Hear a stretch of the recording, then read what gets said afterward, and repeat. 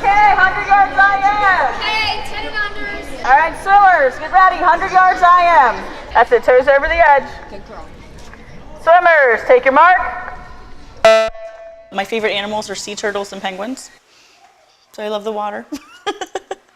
I took swim lessons when I was really little and joined a swim team when I was younger. You gotta come straight in and come straight back, my friend. 2 hands. I know, honey, your goggles are upside down. I've been teaching lessons for almost 30 years, so I've been doing it for a while.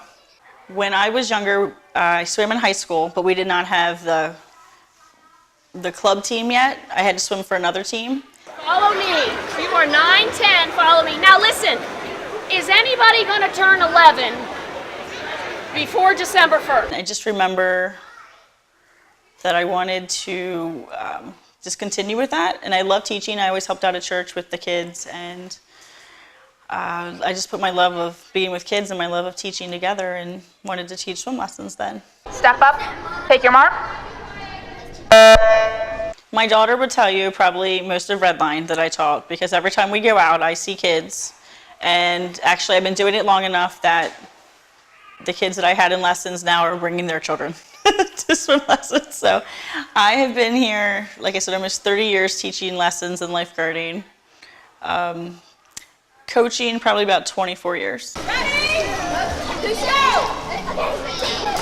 I get excited about the individuals meeting their goals more than winning the meets and winning the divisions. So that, to me, that's more important. When we have kids on the swim team who constantly get 5th place or 6th place, and when they finally get to have a meet where they can get a 1st place ribbon, that makes me so happy. Take your mark.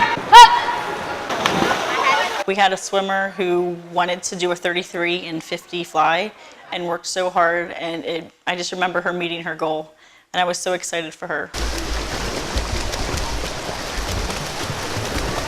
We're more focused on speed when we're doing the competitive swimmer, whereas more with learning to swim, it's more just recreational and being able to save yourself if you would fall in the pool. Competitive swimming, we can push them and have them swim a little bit farther, and they kind of know more of the technical aspects. When I'm teaching kids to swim in lessons, when we're doing backstroke, we just kind of teach the basics. When we start doing competitive, there's some different things to kind of help you go faster.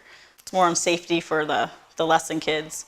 Whereas for swim team, it's more for getting faster and meeting goals and getting those times down. Get in there and then get right in the middle so you can work on your turns. My email address stands for Swim Shepherd, and the reason I chose that is I'm a Christian, and I kind of put that as a way for me to kind of show my values and morals when I'm with the kids here.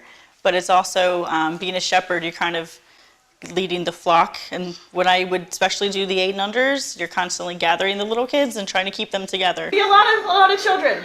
Get the whole shepherding thing, grabbing them, keeping them together.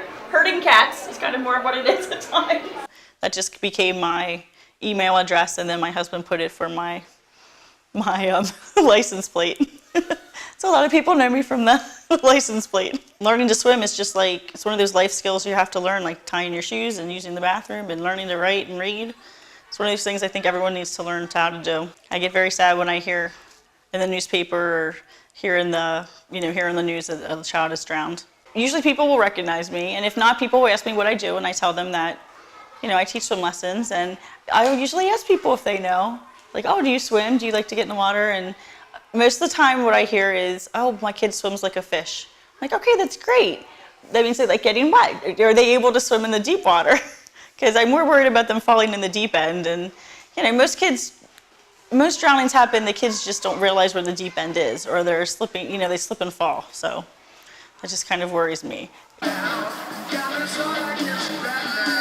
We actually have adults that come to the pool, and their big thing is they've been scared all their lives, but they know it's important, so they just need some extra help getting over that. We have had an 80-year-old lady come in, and that was one of her goals in life, to learn to swim, and she finally did it.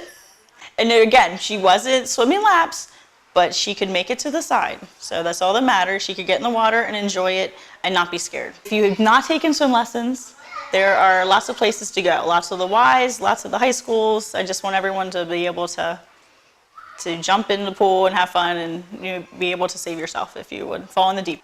You don't have to be a competitive swimmer, but just please I want to make sure that you're able to save yourself if you would fall in the pool. When we have the new lifeguards come in, I don't think sometimes the 15-year-olds, 16-year-olds realize how important it is. Because sometimes they think oh, this will be an easy job to be a lifeguard. Not always. And the hard part is sometimes when you're lifeguarding, it's just dealing with the public. Because sometimes the parents are like, oh, that's okay, my kids can run, I don't mind. But they could really fall and get hurt. So we don't want them to fall and get hurt. We don't have the rules to be, to be mean. We just want people to be safe. Your mark!